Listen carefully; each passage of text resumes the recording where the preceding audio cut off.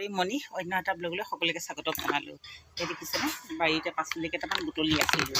এইখিনি পাচলি কোনে কোনে চিনি পায় বাৰু? এইখিনি এয়া মাটি কান্দুৰি, কোনে কোনে চিনি পায়? এয়া মাটি কান্দুৰি বুলি কয়।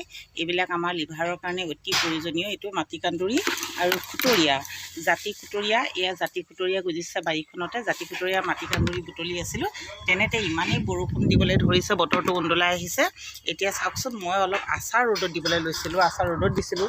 বতৰটোৱে ক'লে তই ভৰাই থ মানে এইয়া আচাৰবিলাক বাৰু এনেধৰণে কোনে ৰ'দত দিয়ে বাৰু?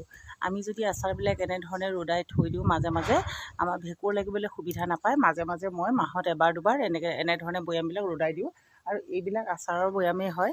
মই আকৌ ধুনীয়াকৈ ধুই পেলাইছোঁ। এইখিনি পুৰণা আচাৰখিনি এটা বৈয়ামত খালী কৰি এইবিলাক একদম ধুনীয়াকৈ ধুই থৈছোঁ। আকৌ নতুন আচাৰ ইয়াত ভৰাবলৈ হ'ব। এইবিলাক আচাৰৰ বৈয়াম হয়। এইবিলাক এনেধৰণে ধুই থৈছোঁ। আৰু এইবিলাক এনেধৰণে এইখিনি কিন্তু আমৰ মিঠা